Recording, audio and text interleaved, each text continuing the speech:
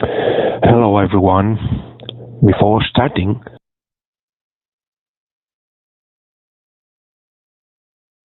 I would like to thank to Mr. Ashraf and Mrs. Maureen Ellis for to give me the opportunity of sharing with you some points of view. So thank you so much. Now I am going to introduce myself in a short way. My name is Roberto Alvarez, and I work as a police officer in Mossos d'Esquadra Police Corps, the regional police of Catalonia in the northwest of Spain, where I am a civilian specialist. In my free time, I collaborating with AEBIOS, the Spanish Biosafety Associations, where I am a board member and where I still helping as much as I can. And more than it, where I still learning from my colleagues. Also, I am one of the certified professionals in Biosafety and Biosecurity of the International Federation of Biosafety Associations, known as IFBA. And today, I am just speaking to you as a Biosafety and Biosecurity certified professional. In this presentation, I will try to highlight some points of view which maybe should be taken into account in order to prevent their consequences in the future. Then, let's start.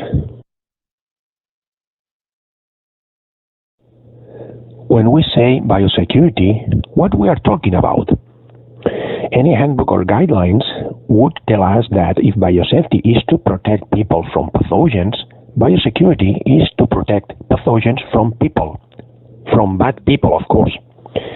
In the slide, you can see the definition of the 4th edition of Laboratory Biosafety Manual in their section 8. It's the new manual of World Health Organization, as you know. Anyway, whatever be the manual, biosecurity implies some common key points. Let's see.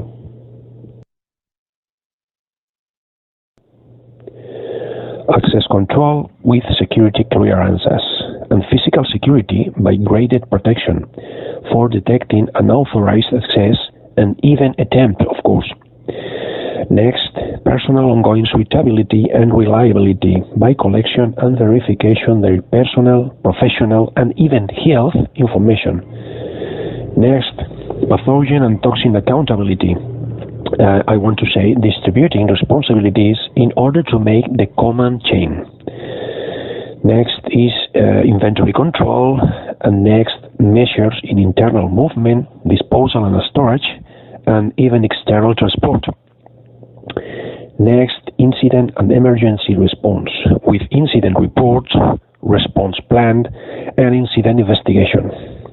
Well, in my opinion, incident investigation is a key point because it can show us what we must do for do not repeat the same mistakes in the future. Next, information management and security. By information of assets, classification of information in different access levels, and implementing the protection measures. I want to say electronic, physical, and administrative. Not only electronic and physical. All this is known as biosecurity plan, and it needs, after planification, their implementation, evaluation, and constantly adaptation and improvement. These include learning, practices, and training. As you know, both words, biosafety and biosecurity, are linked and both are key for the safety and security inter-community, because in this sense, community becomes the target. But not less important thing is that the community has also part of responsibility in their own collective protection. Next, I am going to explain that. At the beginning, media have been informing about a new illness which had been spreading around the world. First from China. After that, a lot of more countries. People were dying on the street. Hospitals were getting full. Nobody knew anything about that microorganism. That virus was existed, and then it came at our home for a stay eat. But there was something that was spread faster than virus, the fear. People was afraid because didn't know anything. First, the uncertainty. After, the opposite information about the same things. And then, of course, the intentional lies, more known as a fake news. And as a result, after that, fear, panic, and a disturbed social normality. I remember that from the first moment, it was clear that it will get worse, and more people will die next weeks. But it was seen as still being a nightmare, because nobody had taken serious actions to manage what it would arrive as soon. I am referring to buy supplies or preparing and planning procedures for recovering infectious dead bodies, for example. I'm sure that some of us know any boss or any manager who didn't do what he should and who was not as competent and brave as everybody expected from him. What a pity, isn't it?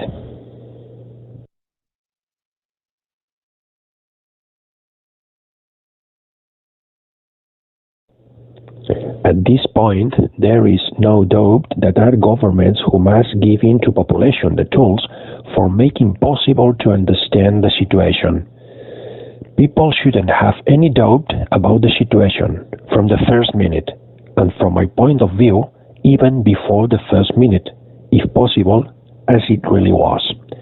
By the way, when I say people, I want to say all social layers, including all their different cultural levels, social and also economic positions. Absolutely all of us, because all of us need to have awareness. Governments need that citizens take awareness. We could see some problems, what happened around the world, and also in my country and in my region, of course.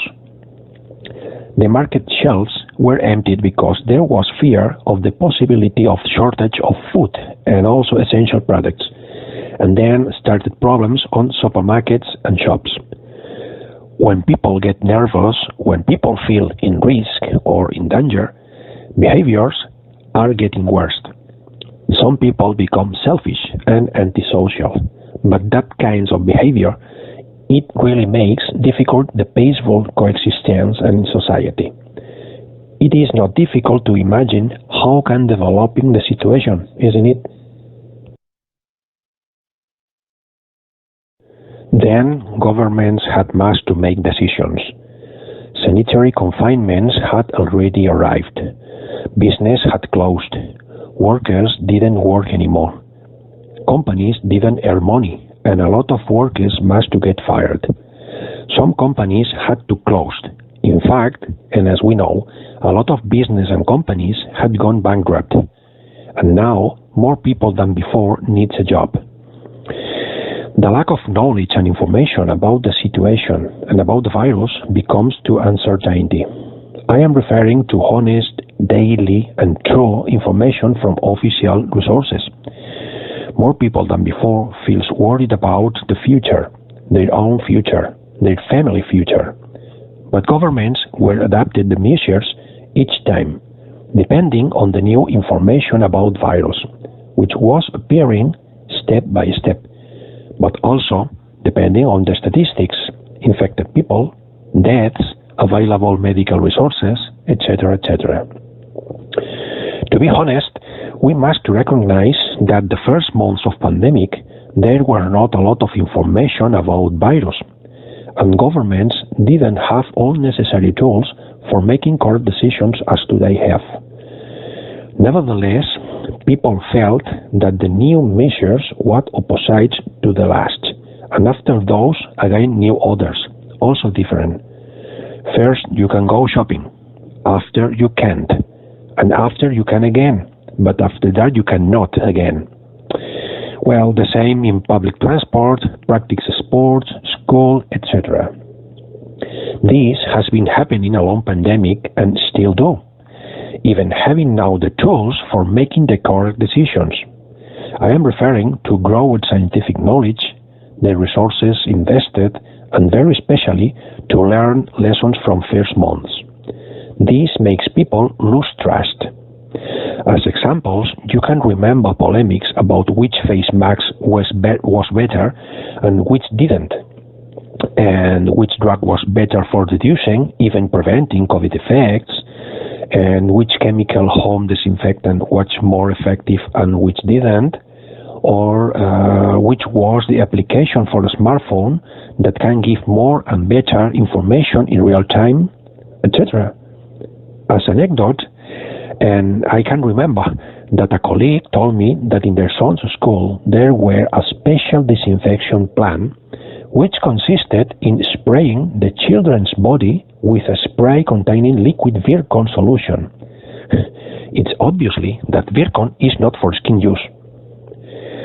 Another unfortunate example was when our elderly was dying inside the residences for the elderly, and hospital, and their homes.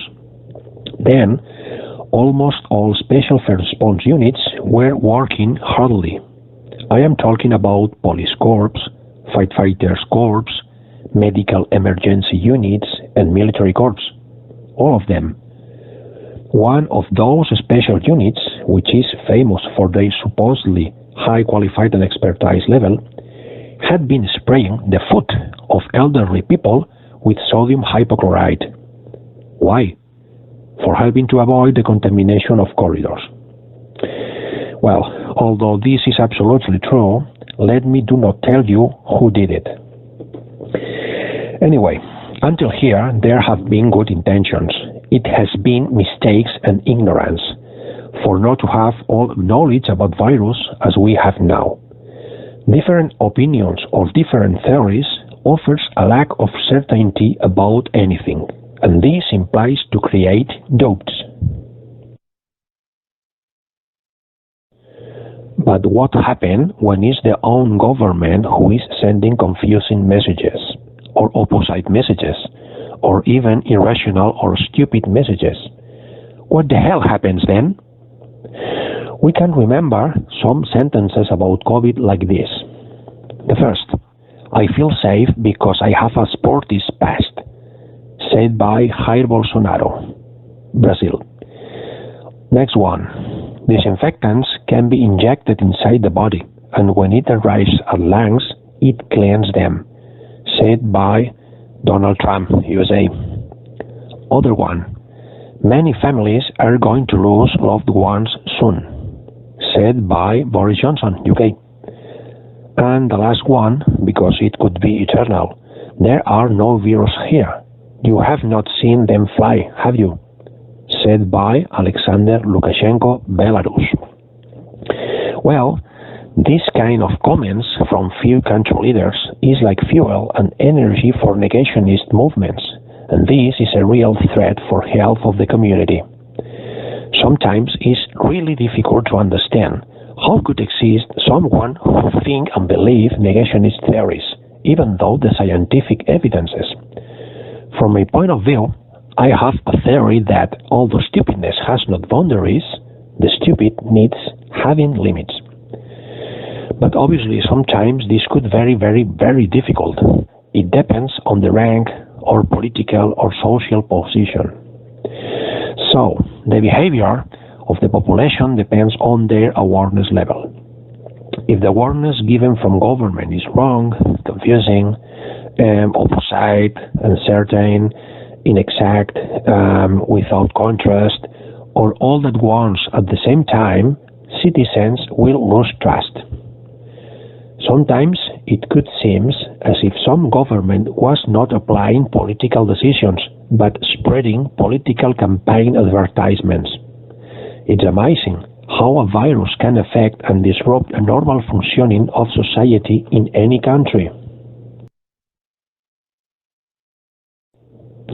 It's known that when something goes badly, it always can get worse. The COVID pandemic has created very difficult situations for society and government mechanisms. Normal life was stopped and all sorts of problems was growing up, not only health ones. Then, it's in that difficult moments when society needs the help from all of us. It's in that moments when we need a committed, collaborative and altruistic society.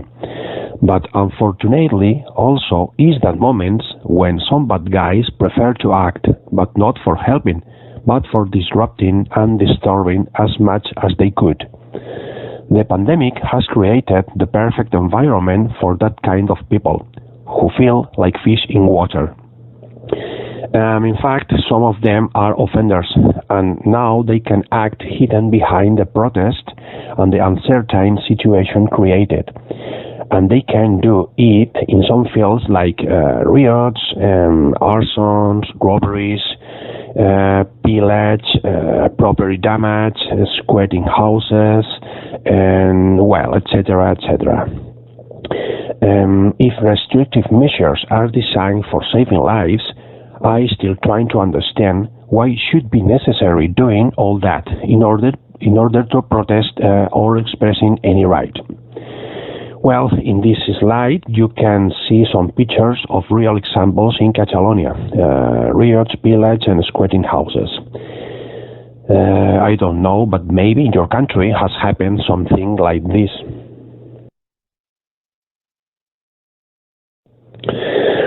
From my point of view, since the pandemic started, we have been months enough for planning and preparing the third COVID wave.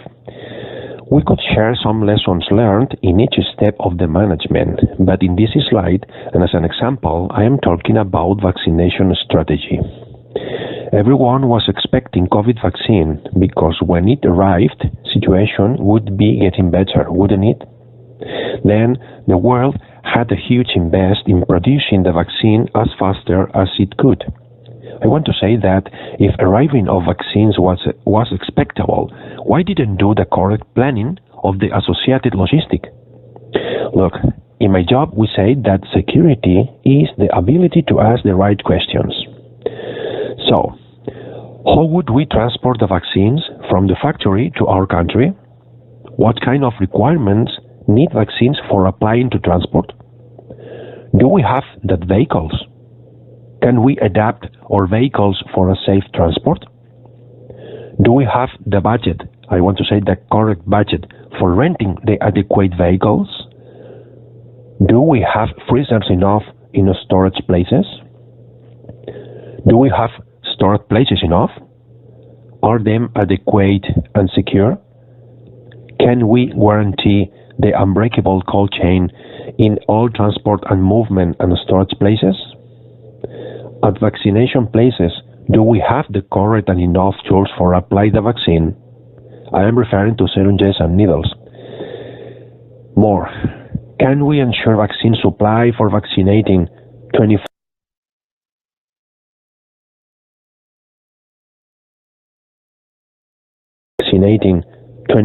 hours a day and 7 days a week?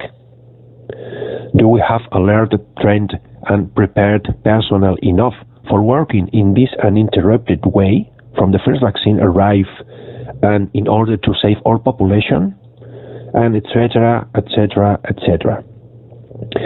Now, shortly, I am going to tell you a few things that happen in my region, and I'm sure that it will be the same or similar that in yours.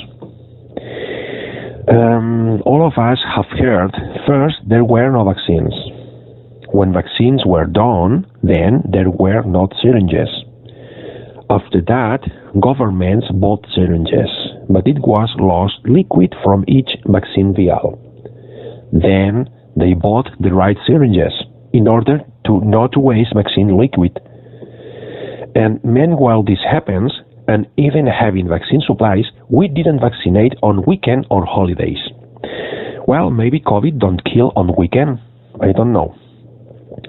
Then they realized that they must to discard vaccines because cold chain had been broken from storage place to vaccination place, and now then was not safe. So some vaccines were thrown to trash. And not being this enough, some of our very important persons, like senators, army high commanders, some majors of some towns, high managers, and some of their family members, etc., vaccinated not being them of any risk group. What a shame, isn't it?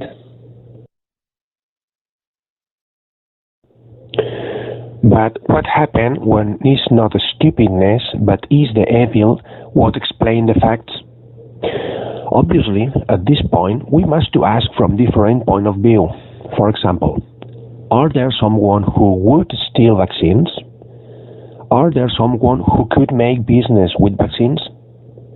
Are nowadays vaccines a desired object? Are factories, storage facilities, and vaccination points guarded and secure places? On the slide, you can see an international alert from Interpol who advertised of that real threat.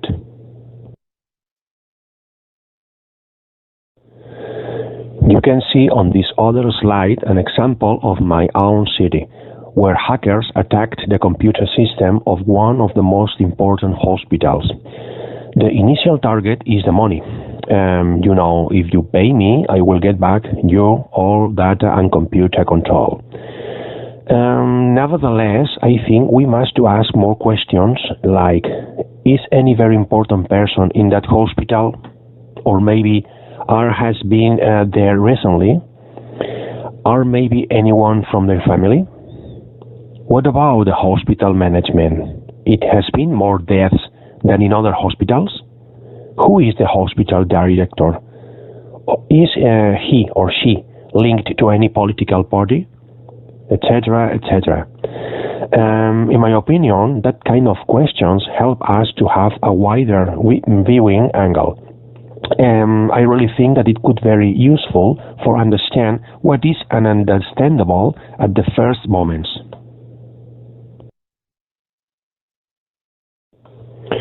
In this other picture, there are another example, but it is not from my country, at least until now. Maybe we could to add more questions here. Who win if there are no vaccines? Where does the next order of vaccines goes? Who lose if the company goes bad? Are there any political interests which could be affected by vaccines shortage? Etc., etc., etc. As you know, those questions can help to stopping who is behind that actions. You must to keep clear that the same act could be happen just now or soon in other places, here or even in other countries.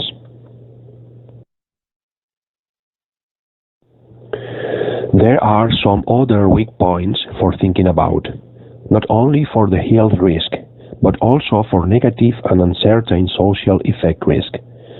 One example is the extremely large amount COVID waste generated by hospitals, labs, elderly residences, etc. So we can ask if are they properly managed before going out of the facility. Does people know that? Does people know the procedures for disinfecting and sterilizing those waste? Does people know anything else than the biohazard symbol?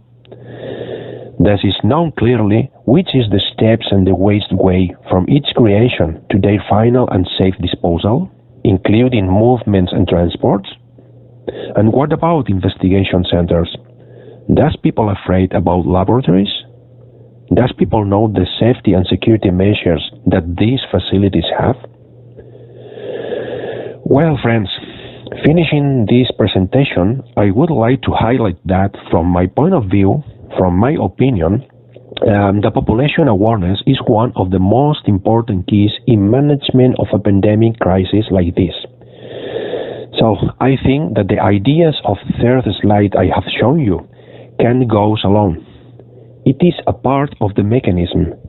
Maybe the most important part, I agree, but we must understand, and it has been proved, that a lot of the difficulties in this pandemic management could be have avoided just only giving awareness to population in a properly way.